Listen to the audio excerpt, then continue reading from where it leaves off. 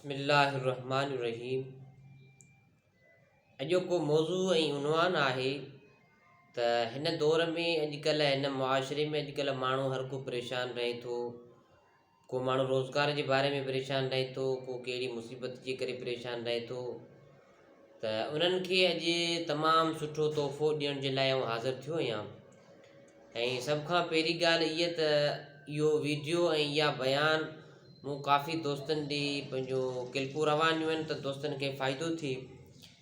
ऐं उन खां अलावा अॼु आउं वीडियो जे साम्हूं तव्हांजे दोस्तनि साम्हूं अॻियां आयो आहियां।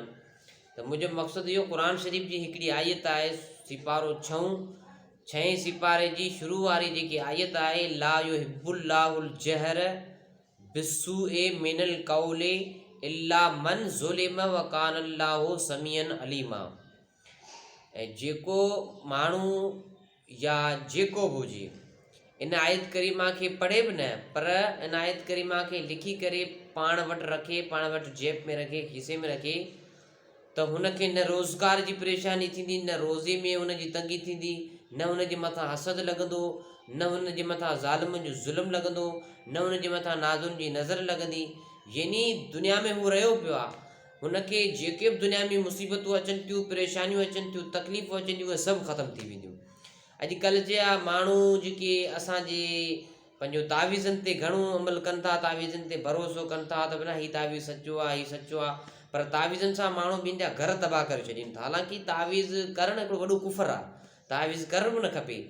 बाक़ी इहो क़ुर मजीद जूं आयतूं आहिनि या क़ुर मजीद जा जेके नक्श आहिनि, जेके हुज़ूर साईं लिखी ॾिना, असाबनि खे लिखी ॾिना, सो क़ुर मजीद जिन जो यकीन आहे, जिन जो अक़ीदो आहे, यकीननि उन्हनि खे फ़ाइदो थींदो ऐं उहे के मंज़िल ते पहुचंदा। छो त क़ुर शरीफ़ जी जिन वाट वरिती से कॾहिं बि गुमराही में न वेंदा। बाक़ी अॼुकल्ह जे मियाजिन या अॼुकल्ह जे जेके तावीज़ात खोरनि माण्हुनि खां बचो ऐं तावीज़ वठण खां, तावीज़ करण खां बचो। छो तावीज़ ग़लति बि हूंदा आहिनि ऐं तावीज़ माण्हुनि जा घरनि जा घर तबाह करे छॾींदा आहिनि। बाक़ी क़ुर शरीफ़ जी आयतुनि ते, क़ुर शरीफ़ ते पूरो भरोसो कयो। हीअ जेकी आयत करीमा मूं तव्हांखे ॿुधाई आहे, इहो तव्हां पाण लिखी करे पाण वटि रखी सघो था। जेकॾहिं को चवे थो त असां पढ़ियल आहियूं, असांखे लिखणु नथो अचे, त अलहमदुलिल्लाह मूं वटि कसीर तइदाद में मूं पंहिंजे हथनि सां इहे नक्श लिखी रखिया आहिनि। जंहिं दोस्त खे खपे उहो मुंहिंजी नंबर ते राब्तो करे मूंखां इहो नक्श फ़ी सबीलिल्लाह वठी सघे थो। ऐं हिन जो को बि अजर उजूर कोन्हे, फ़ी सबीलिल्लाह मूं लिखिया आहिनि ऐं फ़ी सबीलिल्लाह आउं ॿिनि दोस्तनि खे ॾींदुसि जेके वठणु चाहिनि था। मुंहिंजी इहो ई हिकिड़ो अक़ीदो आहे, यकीन आहे त क़ुर शरीफ़ मां माण्हू खे फ़ाइदो थिए ऐं क़ुर शरीफ़ में ई माण्हू फ़ाइदो हासिलु कनि ऐं माण्हू अॼुकल्ह जेके परेशान रहनि था उन्हनि जी परेशानियूं ख़तमु थियनि। यकीननि अॼुकल्ह माण्हू जेको माल मिल्कियत जे हिसाब सां, रोज़गार जे हिसाब सां, रोज़ी जे हिसाब सां हर को परेशान रहे थो। त हीउ नक्श तव्हां पंहिंजे खीसे में रखो, इनशा अल्लाह तव्हांखे नुक़सानु न थींदो ऐं न ई तव्हां परेशानी ॾिसंदा। हर वक़्तु तव्हांजो हर को माण्हू इज़त कंदो। जंहिं वक़्तु जेॾे तव्हां विया लड़ी तव्हां के कम सां, इनशा अल्लाह उहो तव्हांजो कमु थींदो ऐं तव्हांजे ज़ालिमनि जो ज़ुल्म हूंदो तव्हांजे मथां त उहो ख़तमु थी वेंदो। पर एतिरे क़दुरु क़ुर शरीफ़ में एतिरी ताक़त आहे जो केॾे केॾे गोली साम्हूं तव्हांजे अचे बि त हटी वेंदी, पर तव्हांखे न लॻंदी।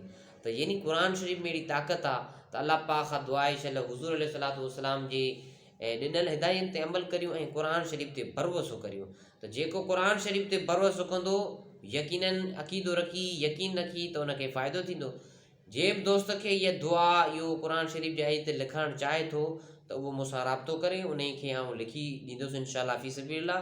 पर इहो आहे त हर वक़्तु, हर लम्हे में, हर घड़ी में, हर पल में मूं नाचीज़ खे दुआनि में उहो माण्हू यादि रखे त आउं दुआगी हुनजो रहंदुसि।